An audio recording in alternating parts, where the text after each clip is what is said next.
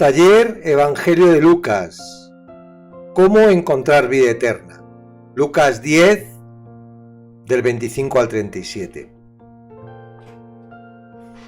Si existe una pregunta importante que uno tiene que saber la contestación, es la que en este texto le hizo el intérprete de la ley a Jesús. ¿Haciendo qué cosa heredaré la vida eterna? Antes de hablar sobre el personaje que hace la pregunta, es útil analizar la pregunta para entender si todos quieren saber su respuesta. Es evidente que si se plantea la interrogante acerca de cómo heredaré la vida eterna, se evidencia que existe una vida eterna.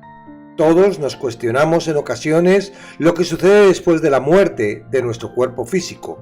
No hay nada más interrogante que el misterio de lo que sucede cuando morimos. En esto se fundamenta la fe, la certeza de lo que se espera, la convicción de lo que no se ve. Podríamos afirmar que existen dos opciones. Una de ellas, no hay nada, con lo que después de morir dejamos de existir tanto física como espiritualmente. Y la otra, el cuerpo fallece, pero el espíritu y el alma, liberados del cuerpo, pasan a experimentar otra vida. En relación con la creencia de la segunda opción, se encuentra la base de esta interrogante. De acuerdo con la Biblia, una vez que la vida física se detiene, el alma y el espíritu se trasladan a la vida eterna, junto con Dios o separada de Él, salvación o condenación.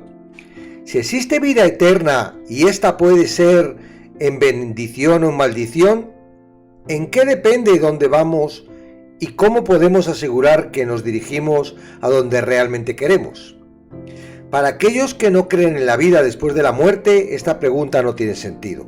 Esto no significa que su opción les asegure el resultado, en parte muy peligroso, ya que si no se encuentran en lo correcto, no tendrán la posibilidad de elegir el lugar donde vivan la vida eterna.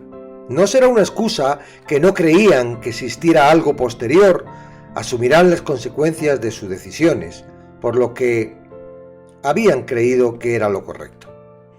No era el caso del hombre que preguntó a Jesús, un intérprete de la ley. Era un conocedor de las escrituras que en aquella época se tenían, las mismas que Jesús conocía y vino a cumplir.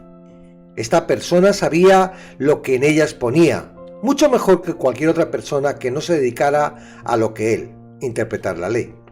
¿Cuál fue el motivo por lo que preguntó a Jesús esto? El texto de Lucas dice que para probarle, es decir, era conocedor de la respuesta y preguntó para ver si Jesús respondía correctamente. El hecho de que el intérprete le llamara maestro nos indica que realmente estaba interesado en la respuesta de Jesús. En realidad, lo que más hablaba Jesús era de la vida eterna. Quizás pensará que pudiera resolver el gran conflicto que tenían todos los que conocían las exigencias de la ley para conseguir la vida eterna. Jesús le respondió con dos preguntas. ¿Qué está escrito en la ley? ¿Cómo lees? Dado que el que inquirió era un intérprete de la ley, debía estar al tanto de lo que se mencionaba, pero eso no quería decir que lo comprendiera. La segunda pregunta es fundamental. De nada nos sirve conocer toda la palabra si no entendemos qué nos quiere decir. Debido a la respuesta del individuo, parecía que conocía y comprendía lo que leía. Amarás al Señor tu Dios con todo tu corazón y con toda tu alma y con todas tus fuerzas y con toda tu mente y a tu prójimo como a ti mismo. En realidad, estaba contestando con la misma pregunta que dio Jesús cuando le preguntaron cuál era el primer mandamiento de todos. La respuesta fue correcta. El intérprete de la ley sabía cómo responder a la pregunta. Jesús le dijo: bien has respondido, haz esto y vivirás. Para alcanzar la vida eterna es preciso amar desinteresadamente a Dios y al prójimo con todas las facultades humanas, incluidos corazón, alma, fuerza y mente. El intérprete debería saber que esto no es posible para los seres humanos. Su respuesta debía haber sido un clamor, un ruego por la misericordia de Dios. No soy capaz de llegar a hacer eso, estoy totalmente condenado. No obstante, lo que surgió del corazón orgulloso del hombre fue una simple pregunta para justificarse. La religión nos enseña que es imposible salvarse de la ira de Dios, que somos pecadores, pero que quizás Dios nos perdona si hacemos tal o cual cosa. Los judíos eran conocedores de la ley y de las consecuencias de no cumplirlas. Lo dice claramente en la ley, repetido y repetido continuamente. Sin embargo, en vez de arrepentirse y mostrar su incapacidad, crearon más leyes y tradiciones con las que justificarse e intentar alcanzar la salvación por sus fuerzas. Pero aún con esto no eran capaces de limpiar sus conciencias de pecado. ¿Quién es mi prójimo? Era la pregunta para desviar la mirada acusadora de la ley, como si este hombre estuviese cumpliendo el exigente amor que Dios pide para salvarse. La respuesta con la historia del buen samaritano que Jesús le dio es una oportunidad para que el intérprete de la ley reconociera su naturaleza pecaminosa y suplicara misericordia. Se han interpretado muchas cosas de esta historia. Una de ellas, que para poder alcanzar la salvación necesitamos ser como el buen samaritano, un error que nos conduce a un camino sin salida, pensando que solo nosotros podemos escapar de él, algo imposible como el cumplir la ley. El único objetivo de Jesús para con este hombre y todos los que aún están sin la seguridad de la salvación era llevarlo al arrepentimiento verdadero, a la convicción que es imposible alcanzar la vida eterna si no es a través de recibirla por la misericordia de Dios a través del sacrificio de Jesús en la cruz. Sería comprensible que un sacerdote o un levita fueran los que acudieran a rescatar al herido.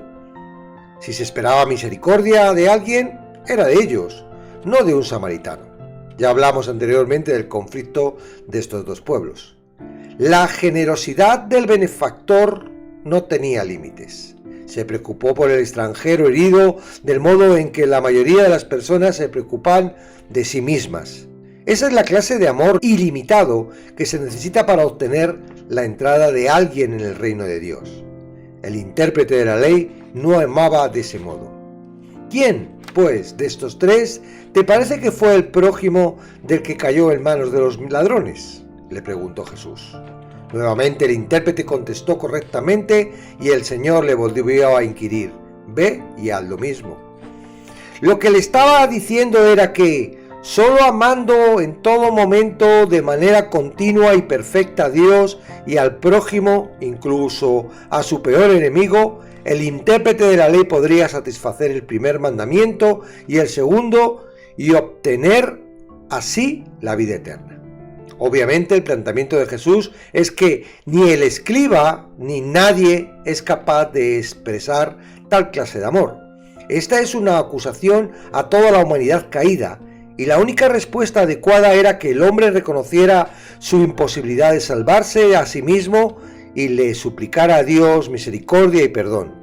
Jesús, Dios encarnado, estaba delante de él, listo para ofrecerle perdón, gracia y compasión. Sin embargo, no hay ninguna indicación de que esta persona procediera de esa manera. Su orgullo y su justicia propia lo mantenían cautivo, y es probable que hubiera perdido la vida eterna.